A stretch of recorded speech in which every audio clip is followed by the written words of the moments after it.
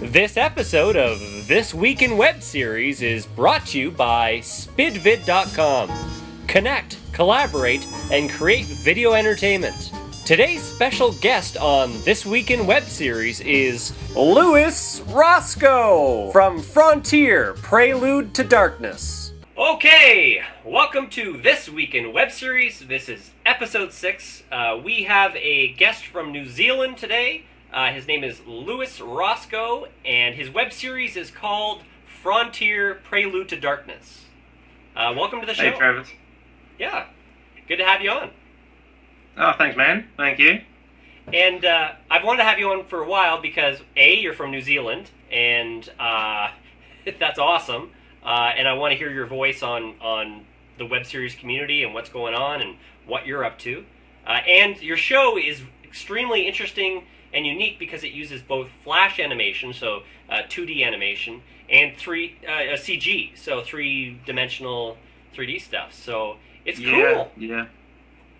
The reason actually that that was sort of the way I went was because I would not have had the cash to pay people and get a set together and get everything set up, and it's so much easier if it's just completely virtual. I mean, okay, you're gonna, I suppose, lose a bit, and you're gonna sink into that category of cartoon. But at the same time, it opens up so many. You can do anything you want. So what you're saying was, you originally thought it would be live actors in it? I suppose it crossed my mind for all of 3 seconds before I thought, no, I'm not going to be able to. That would be so massive. I mean, you'd be doing. I think to do Frontier with live actors would be the equivalent of what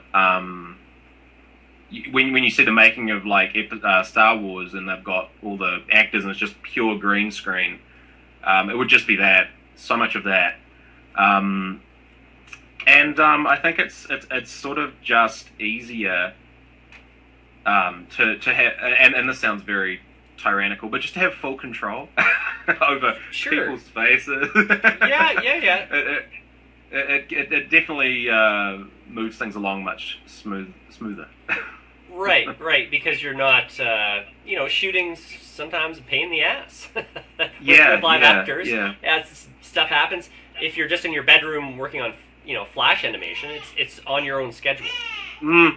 Yeah, absolutely. Or the man cave, as I call this. Right. But I mean, there's pros and cons, obviously. I mean, pros are probably what I've just talked about. Cons, of course, is like if you, in the real world, said, "Oh, hey, actor guy, throw this ball." Done. Filmed. Done. But if you want to do that in the virtual world, you've got to get your guy's arm up, you've got to and you've got to make sure the ball moves realistically. And so that, obviously, something as simple as that is going to take a lot longer to put together as opposed to just asking someone to throw a ball and, it's done. Right. So, that's so there's That's happened with me before where sometimes I'll just be doing it in After Effects. I'll have, a tree, and it's a picture of a tree, and then I have to mask around the tree, and then I'm inserting it into the background, and then it has to look right and scale right. And then when I'm actually shooting in a forest, I just go, "Oh my God, it's a tree!" And you get so much free when you're shooting something real. You're like, "Oh my God, the textures of the real tree." For me to simulate that or fake that would take me forever in the computer. Absolutely. I mean, you've got that's something else. Landscapes. If you wanted to film if you had an outdoor scene, you've got to make that. You've got to make the mountains in the background. You've got to make the lake and the trees and everything. Whereas if you go outside in the real world and just find somewhere, boom, nature's done the job for you. Right. It's all there already. Right. So yeah. Yeah. So it's a you have full control, but it's going to be way more work, scheduling, I guess. But anyways, it looks awesome. It's I think my favorite. Once I saw that scene in I think it was episode 10 or 9 when all the troops are coming down. Chapter 8. Yeah, that was terrific. Where they it's sort of like the and I think because StayTunedTV.net show it as well, and the guy from that site put a little synopsis with chapter 8. And he said it's Omaha Beach, sci-fi style, and I was like, that is exactly what I was thinking. That's perfect. That's such a perfect analogy. It's just sheer chaos, all these guys and these little troop ships coming through the atmosphere and just explosions and can't see because of the cloud cover and just chaos, nothing going to plan. I think it's the main guy's ship actually doesn't even make it, so... Right, so if no one has seen this yet, you should go to YouTube and put in Frontier Prelude to Darkness. Now, your username on YouTube is Lou82. Yeah, Lou82. Okay. Of course, I probably made my YouTube account long before I decided to start making Frontier, so stuck with Lou82. But okay. yeah, youtube.com/Lou82. That'll take you to my channel, and it's all there. So okay, and check out episode 8, because once I saw that, I'm like, oh my god, this guy is extremely talented. It was the camera work was just fantastic in this scene. So yeah, check it out and check out his work, because when I saw that, I was like, okay, this is truly interesting stuff in the web series space. Cheers, Trev. But yeah, so how many episodes of the show have been put out so far? Well, what happened originally is we put out. I was just putting out episodes with sort of temporary orchestral scores.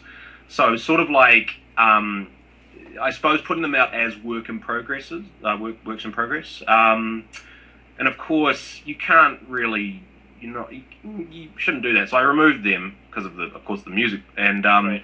started re-releasing them. I got on board, someone to do the music, and so then we had sort of a total original product. Yep. And so we're able to sort of release them, and that's what I've been doing now, is re-releasing, sort of bumping them up as best I can to HD, even though the resolution I originally made them in was disgusting.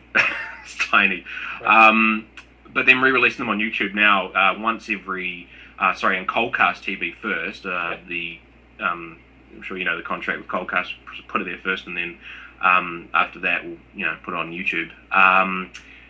And it's probably once every 4 weeks. So it's a chapter once every 4 weeks. At the moment, we're up to chapter 9. Chapter 9. Yep.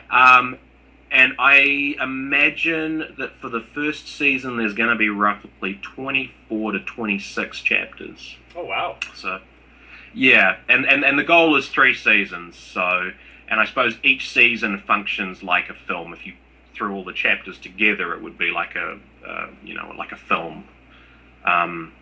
But yeah, that's the plan as it stands. Yeah. Right on. Now, you're doing a web series in New Zealand. Are there other New Zealand web series? Do you guys hang out? The only other web series creator I'm aware of in New Zealand is a guy called Peter Haynes, who does. He's done a lot of sort of TV stuff, and then has sort of started doing web series stuff as well. And he does a web series called it's called Jungle Fever or something, Primal Fury. And in fact, this connects to your little Travis, because he does the main character of the series is a puppet. And everyone else is real live actors, and it's sort of an espionage sort of. The main character is a monkey. Okay. And it's sort of an espionage sort of conspiracy sort of story, but it's really good. And I mean, you watch it and you think, I think this should be on TV. Oh, okay. So really cool. It looks pretty slick and good story. Yeah. Okay. So yeah, but other than that, I am not too aware of. I know that some of our TV networks have tried to throw in the odd web series, but you usually see them advertising for it on TV, and then within a month you don't hear anything more about it. It's gone. Okay. Sort of fart in the wind material. now, how about connecting with other web series creators from from the States, Canada, and stuff? Where are you? Are you seeing it mostly in North America, or are you seeing it in different parts of the world, or? Oh, I would easily say that Canada and the States are easily the I would say the hub of sort of web series creators. Okay. I mean, but I mean, I suppose I'm limited to. Uh, there is one actually from Turkey, which is a Star Wars a fan web series, Oh, cool. and that's quite cool. Yeah. The thing's called Rise of the Rebellion, which is very cool to watch. They've done put a lot of work into it. But other than that, it's really just Canada and US sort of just in regard to where everyone's sort of situated. Okay. Yeah, What but I mean, about I was going to say, I suppose we're sort of limited to English speaking. Because if I jump across a web series and I can't, don't know what's happening. Exactly. I mean, it's just gonna. Now, what about you're really close? Are you guys side by side with Australia, or close? Yeah, I suppose if you. I'm terrible at Australia's geography. Sort of big, yeah. We're sort of, yeah. I'd say, what is it? Equilateral equator. We're on the same lateral place as Aussie. Okay. Maybe a little lower, but Now, have you heard of any? brother? Have you heard of any Australian web series at all? I actually haven't, and I'm sure there must be some there. It's probably just me. I haven't looked hard enough. So yeah. You're just on the internet all the time looking for Australian web series. Yeah, well, yeah. I mean, I suppose. I think I was saying to you earlier. Your time is so split, and you would sympathise too, being you got your family, you've got your day life, and then the little bits of free time you do have, you plunge into creating you'd be plunging that into creating Spell Fury. Yeah. I feel guilty if I'm like watching TV or a movie or even a web series. I'm like, damn, I should be working on the show. I just feel I can't enjoy my free time. I don't know. Maybe that you feel the same way. Just I do. There's it's such a balancing act to sort of divide your time, and you've just got to do the best you can. But yeah, when you are sort of doing something that sort of is aimless, like I'm just going to sit and watch a couple of programs on TV, you then think, I really ought to be doing something on the web series. That's it's sort of like your baby, and it's like, oh god, it's sitting there and I'm not putting more into it. I've got this free time on my hands, so yeah. The only thing I actually allow myself to do in my free time is if it's sort of research, if it's something fantasy based, like I was telling you, I was watching a Record of Lotus War, which is a Japanese anime Dungeons and Dragons type thing. So it has a connection to Spell Fury where I could be watching and go, hey, that's a great idea, I want to do that on the show, or that's the only thing I give myself. But otherwise, I try to keep it to, I don't have much free time to watch stuff. Yeah, I absolutely agree with that. I'm the same. If there's some sort of science fiction thing I can watch, I'll be into it. I'll be like, well, this, it's for creators like me and you, inspiration is so vital and precious because it's so easy to lose it, and then like something comes along that you can watch, and if you get into that vibe, you just I know I do. I rush in here and I'm like, right, let's get something done, and your production sort of your work speed gets a real boost. Yeah. Sometimes it's best to take a day off and just just do whatever you want, and then you're just itching to get back into it after you give yourself that day. I never do that, but when I do that, it sometimes works out pretty good. You feel quite inspired. Yeah, just having that breather. Yeah. Okay, so we have a list of topics to discuss today. The first one I'd like to bring up is I don't see a lot of coverage of animated web series, and that's one of the reasons why I wanted to have you on too. Is the web series community, from the way I see it, really doesn't include animated in the mix. Like for like I could be wrong, but for like awards and press and stuff like that. But some of my favorite web series are animated. Like I love your show. I'm a huge fan of Duralius and Associates from Escapist Magazine. I love that animated series. It's probably my favorite web series out there, besides my own. Yeah. But I just love that series, and it's animated. It's Flash animated, and it's about a bunch of adventurers, fantasy based. But yeah, are you coming across that? Do they? Yeah, I suppose it's really easy, and this is sort of something I've dealt with. Is that when you do make something that's animated, it's very easy to be shoved into that category of, oh, it's a cartoon. Right. The sort of credibility factor drops a little. So, I mean, that's really easy to happen. And sort of the story I want to get across, and believe me, if I had the funds to do it, I would absolutely love to have, let's try and get some, real actors in here and make it grand and whatnot. But, reality bites, and you work with what you can, and so animated is the way you have to go. And I suppose people don't attach as much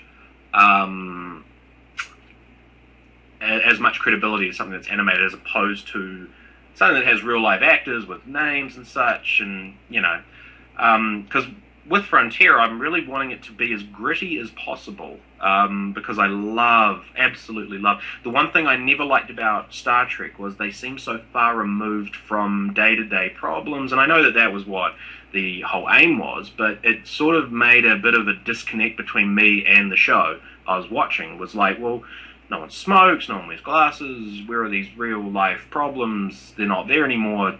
And that was one thing I absolutely loved about sort of like Battlestar, the remake of Battlestar Galactica, like the original trilogy of Star Wars. If you've seen, and if you played Mass Effect, the game, stories like that, and Aliens is another one. Ridley Scott's very gritty. Very gritty, and just because people are from the future doesn't necessarily mean that they're all great morality and don't have any problems. And so of course trying to make something gritty and at the same time making it animated, they work against each other, and so it's hard to do. And I remember when I did my first release of Frontier, there was a lot of profanity in it and everything. And a guy I was Johnny Bora's guy I was working with actually said, look, you can't have a cartoon and have people saying the F word every 5 minutes. It's just not going to work. In fact, a guy did a review actually on Frontier quite early on, and he said, unless you're, what's that guy's name, Ralph Bakshi or... Oh, Bakshi. Bakshi, that's it. Unless you're Ralph Bakshi, you can't really pull this off. Right. So when I redid it, I removed a lot of the sort of F word, the F bombs and such. And so it's sort of a trade-off, and because of that, you end up even more falling into that category of, oh, it's a cartoon for kids, we won't really pay that much attention to it, which I think is wrong, because just because something is a cartoon doesn't necessarily take away from its general storyline, the complexity of it, and the journey that a viewer is going to take when they're watching it. I mean, I've watched... my wife is actually really bad. She's very guilty of this. If something is a 3D animated movie, like DreamWorks or something, she won't watch it. She's like, oh, no, it's a cartoon for kids. Right. And whereas I'm the advocate of it, I'm like, well, that means nothing. I mean, you could have some CG movies have had way better stories, and I've had a way better experience watching them than I have watching a live-action Hollywood film, Sure. And even computer games. A lot of first-person computer games, which are CG again, and are very easy to put off into the whole, well, it's a computer game, actually have better stories, much more intriguing storylines than the remake of Yogi Bear from Hollywood. Sure. Oh yeah. You see what I'm getting you. at, though. I mean, just because of the environment you film it in doesn't mean that it's going to be better than something that may be hand drawn or virtually made in a 3D world. Yeah, a good story is a good story, right? It's just different. Absolutely. So yeah, I would. Sorry, to get back to your question. I would say that it probably. I would imagine if I was Joe Bloggs and saw, it's a cartoon, I would probably pass it off a lot quicker than say something that has actual actors in it. I think that's just human nature, but I think it's something that ultimately people need to get past because I like to think I've got a good story going. You do. It's engaging if you can get if you get past that the style of it. Once you get used to the style, then you're in it. Yeah. You just Absolutely. But that's what makes it fresh too. It's a unique look to it. And that's what I find it appealing. I'm more drawn to it. And I know with animation as well too, people can dismiss it, but it's a lot of times harder than doing live action. It takes longer render times, just way more work. Like the amount of work that goes into your show is incredible. Like is that all you must not sleep? Well, I tell you what, I definitely schedule my computer to be rendering while I'm asleep. Ah, okay, there you go. So that work is constantly going on, so that there's not... one thing I hate is lost time, because that rendering time is such a killer. You might get you put all your work in, and it's great and it's looking awesome. You've still got to spend a good... possibly 16 hours rendering this to make it final. So right. Yeah, so there's a lot of sort of planning needs to go into how you are going to do your production if you're doing CGI. Okay, now Lewis, you were on the set of Lord of the Rings. This is a great story, and I want to get to it. But first, I want to talk about SpidVid.com. They're the sponsor for this episode.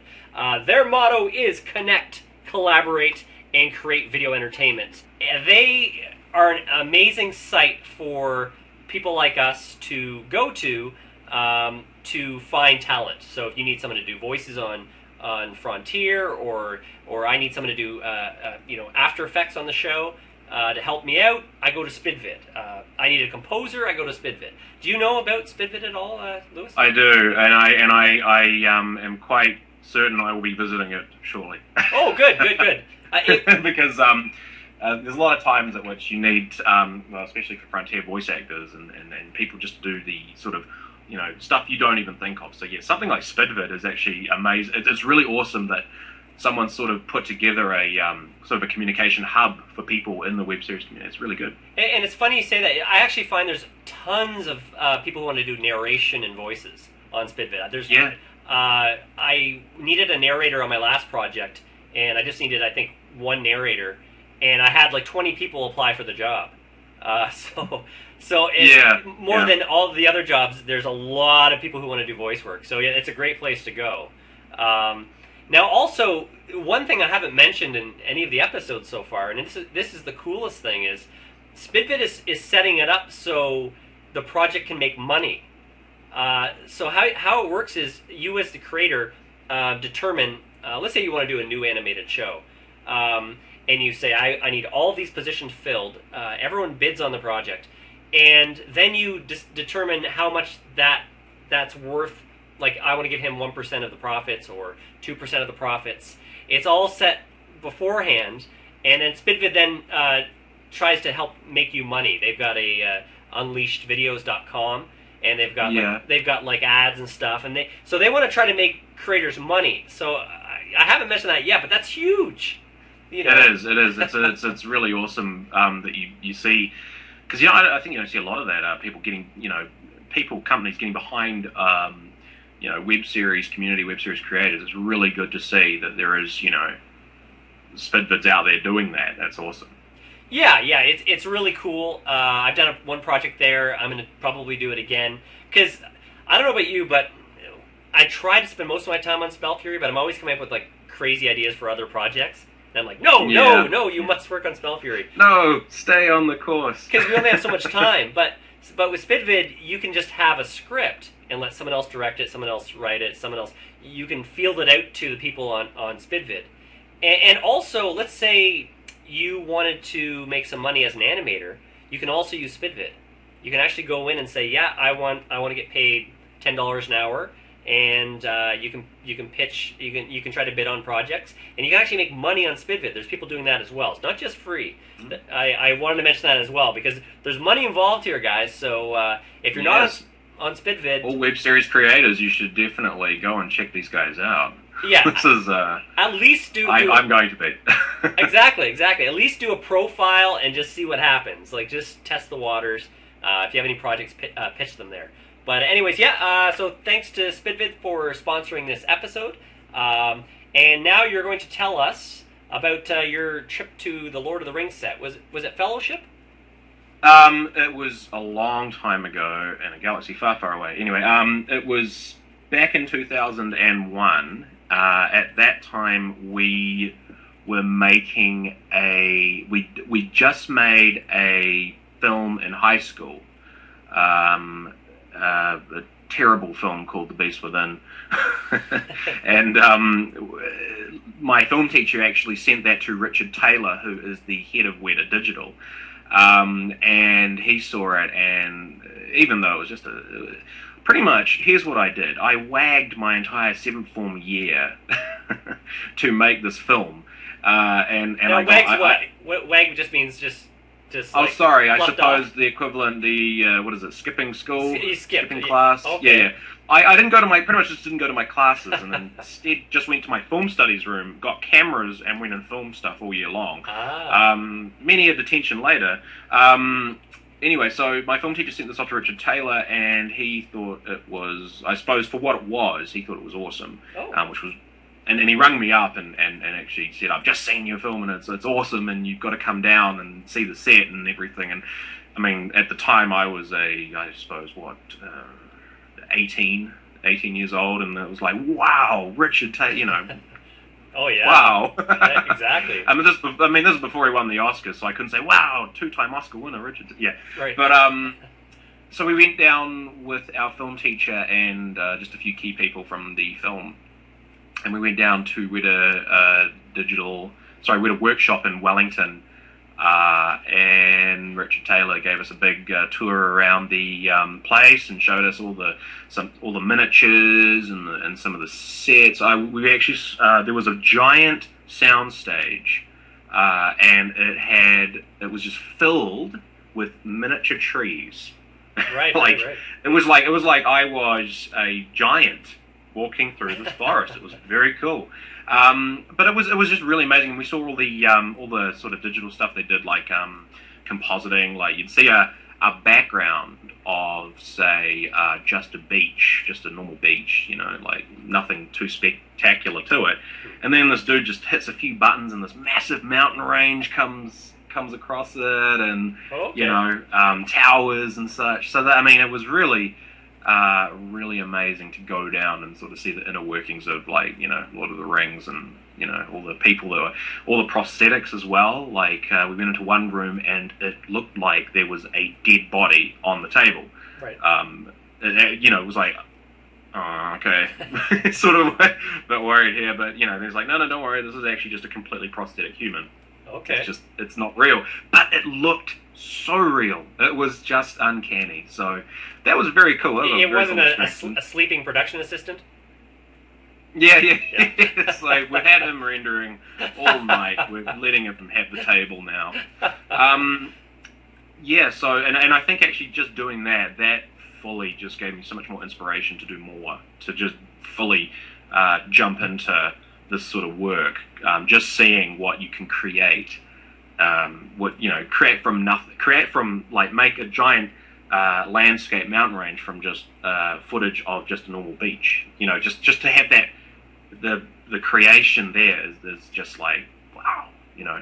It's very cool. Well, that's what I like about Peter Jackson, is he just, he uses bigatures, and it's about reality, and it's about making the armor the way they used to make armor. he's so It's very down to earth. Yeah, like you said, he's gritty. He just likes he likes that too. But he's so creative and. But yeah, no, that must have been a thrill. Oh, it really was. It was amazing. But yeah, no, Kimmy, it definitely, like I say, it definitely made me think, I want to keep doing this. Oh, yeah. Okay, so Lewis, next on the list, we have Hollywood versus the web series. This is something you wanted to discuss. Explain. You've got Hollywood, which has got endless amounts of money.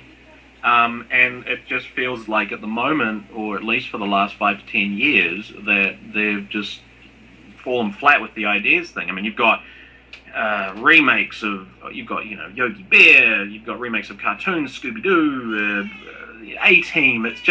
It's nothing but remakes of stuff we've already done. Yeah. And it just feels a lot like a big, giant recycling operation is going on. Which is good for people that haven't seen these shows in their youth, but the bottom line the bottom line is that where are the fresh ideas? Right. Whereas you've got the web community, which is the polar opposite. We don't have any money, but there are so many fresh ideas and amazing new concepts and stories that are being done, and it just seems like if there could just be that combination, putting old attitudes aside, and I know that this is a stretch, but it would be a marriage made in heaven because everyone would win, and it's not rocket science, it just seems like it would fit like a glove, and I know that. That there are lots of people who would be out there going, well, we don't want Hollywood in our backyard, and Hollywood people would be like, we don't want to have to delve into that. But I think ultimately when you look at the way technology is going, advancement-wise, the internet is becoming so much more of an entertainment factor as well as an information factor that it is, in fact, it's already rivaling television. Sure. I mean, you probably have more people who will want to go and be entertained by something on the net, on YouTube, a video, anything funny cat video. because they can choose what they want to watch. Right. Well, with your first point there, with why is there so many remakes? From their mindset, they're thinking as an investment. They're going, well, Charlie's Angels was big in the 70s, so if we invest, $60 million. Into a film, odds are we might get those Charlie Angels fans in. That's a good investment. So they're really thinking as investors now more than actually taking risks.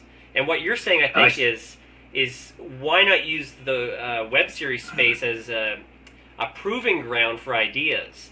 So when they see people interacting with your show and really stimulated by Frontier. Then why not throw money at Lewis? Right? Is that or Travis or Chris Greenaway or any of the selection? Right? Yeah, because you've been doing it since 2009. I've been doing it since 2008. I've got close to 4 million views. Obviously, the idea is connecting with an audience. In a powerful way. Throw some money at us, guys. It's just a win-win. Yeah. I don't see how it could be anything else. The proof is right there. You just need to look at the views. You need to look at the, Spell Fury. You guys are generating so much viewership. You've got like TV shows, and you look at what their viewer is. 2 million, maybe 1 million.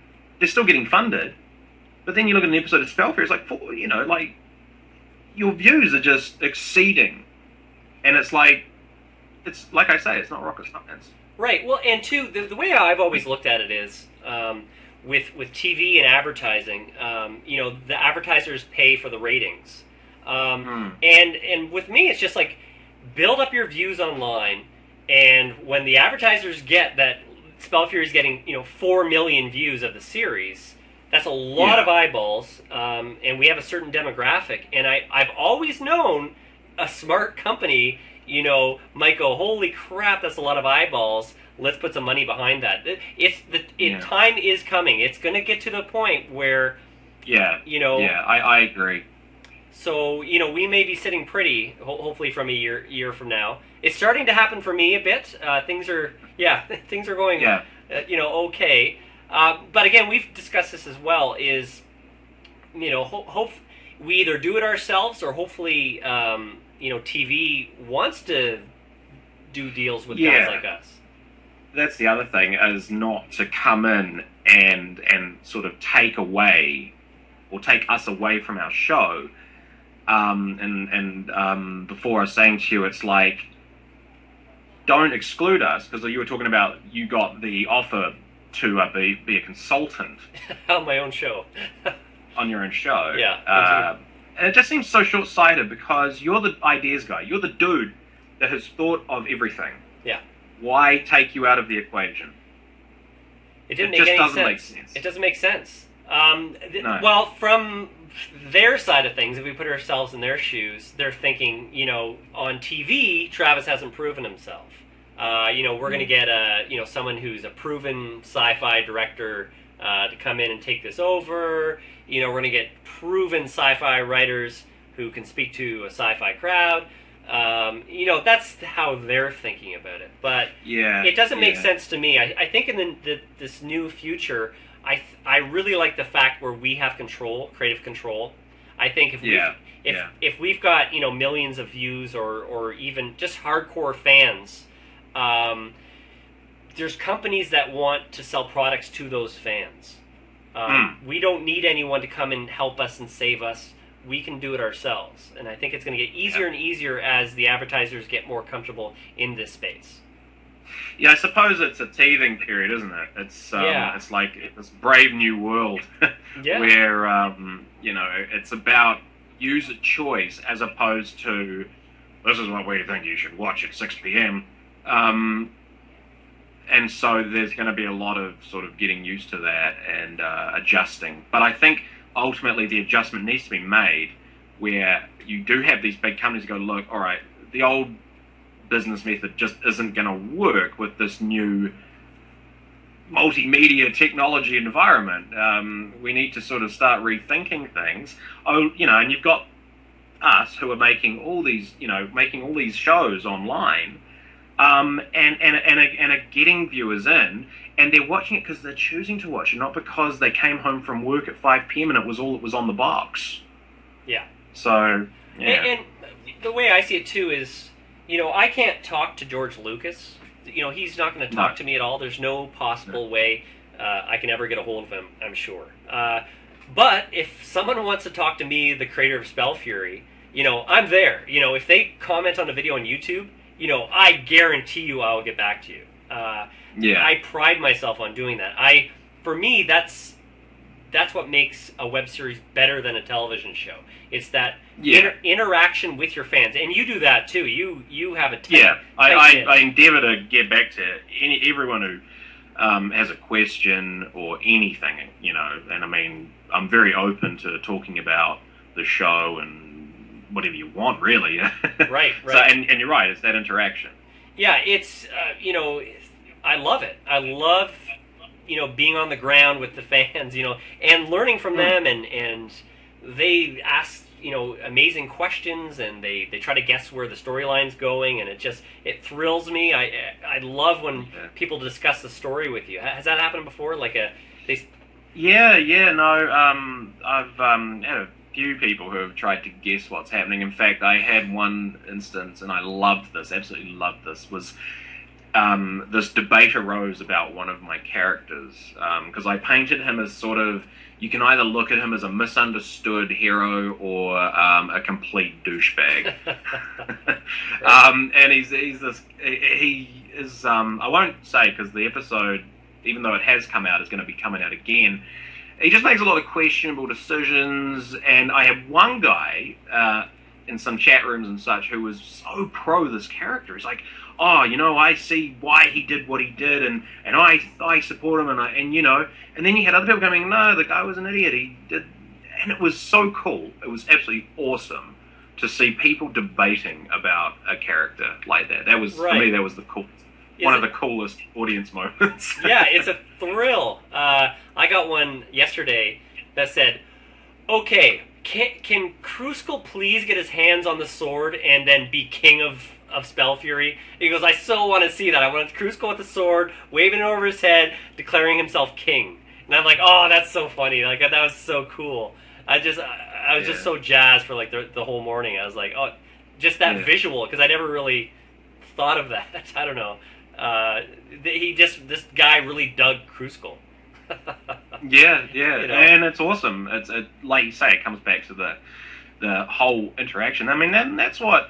I mean, if you want to do that, if you watch a TV show, what do you have to do? Write a letter, send an email, hope to God you even get noticed to be replied to? I mean, that's like you say, we're on the same ground with our fans, discussing our show, answering questions. It's so easy to, we're there the whole time. There's no sort of, oh, look, my secretary will have to take this one, and maybe I'll...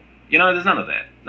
And people, a lot of, they say TV is converging with internet, and it is, but they still don't quite get the interaction that we have with their fans. Like, sure, the actors are going to tweet during the episode, or the director might tweet a bit and put out an announcement to the fans, but guys like you and I connect with our fans. Like, I know I do. Yeah. Like, my hardcore fans are my friends. They're really my friends now. They've been with me since, late 2008, some of them, and they are truly my friends. I talk to them. I know, about, what festivals they went to. They're asking me questions. I know their names. I say hi when I see them online. My fans, my hardcore fans are my friends, my real friends. Yeah. That's not going to happen with TV. They don't quite... No. There's not that same connection, because it's almost like a sort of a them and us mentality. Them, the creators, us, the audience. Whereas we're sort of like, we still have that. We are still the creators and they are still the audience, but we will, sit down and talk with them and virtually, and hear what they have to say, hear what their questions are, and maybe even, change the direction of our show based on what their idea, That's the cool part. It's the crowdsourcing of ideas. Like, when an episode comes out, I get feedback from them. If I'm not engaged with them, they might, you're not going to get real feedback. I love constructive criticism. I love when people say they love the show, but I always like to know why they love the show.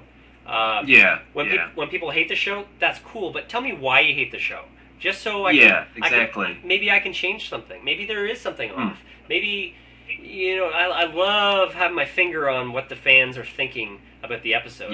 I think that's what makes the show stronger as the show goes on. I listen, and I think a show has to evolve as it goes on. Totally.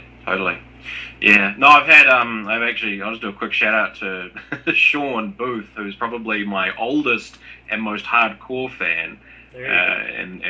He's been great. Every time there's a video comes up, he's there and he's putting lots of comments on. So, yeah, just a shout out there. There you go. That's how it's done. Now, just another few topics here. We'll wrap up. We've got a note on here about community. So you wanted to discuss this? Something with the Webseries? Yeah, I think we actually sort of touched on that with what we were talking about with Hollywood versus Webseries community, is just the fact that that there are these websites there, like, for me, Sci-Final's a big one, just all the sci-fi web series, and just people that make these websites. They don't actually make their own show, but they make these websites to create a community for us. I just think it's really good, and I think it's really important to be in that community. And I know I've been guilty of not being as involved as I should be, and I suppose everyone is. But I know it helps. I mean, it helped me get in touch with other web series creators, you for example, and it's just good that we go back to that and put something back in. I think it was a big thing that Rich and Barrett were saying on your last episode was sure, take, but give as well. Give, yeah. The more you give, the more you get back. It's just how it works in this community. Like there's sites like Rich's Webseries Network. Even Spidvid is great because it actually makes projects. It's trying to get you and I together and say, hey, make a project on the site and then make money off of it. Like there's some great tools there that if you're doing a web series, you should be using and trying to connect with other creators. Now, the IAW TV, you know about that, right? I do. I'm not a member. That's mostly due to lack of funds. Lack of funds, okay, sure. Would it, as a New Zealand web series creator, is there any appeal to join an academy or? That's interesting because I suppose for you guys, it's like if there's an event, you can drive. Potentially, you can drive there. But for me, that's a 8 to 10 hour flight. right. Over the Pacific. Well, I think virtually though. It's the same for me. It's the same for me for like being in Canada. It's tough for me to get to LA to go to a meeting. Yeah. New York maybe, but still it's going to be a long drive. I was just going to say I think it's better if instead of a physical location's great, but web series. I don't know. We're all spread around the world. We all have no money. I think it's a more practical thing to do something more virtual. Yeah. So yeah. Yeah, there's going to be some awards in January, IAW TV awards. I think having a classy awards for web series is a good idea. The Streamies, was a disaster. Yes. And then the IAW TV sort of split away from it. And again, the Streamies is going to come back, and let's see what they do with that. But the Clark Productions and let's give them a chance. But I'm excited about the IAW TV awards. I think hopefully it's going to be a classy event and hopefully highlight some of the top tier web series or just people who are really trying hard and doing good stuff. Let's give awards to creators who are really fighting hard and kicking ass and I don't know. I think it's a good idea. Yeah, no, absolutely. Like you say, you don't want to just completely pander to the web series that have a big name. Yeah. Because that makes it very unfair for the people who are putting in their, the whole life into something, It should be, you should get an award due to the content, not a popularity contest.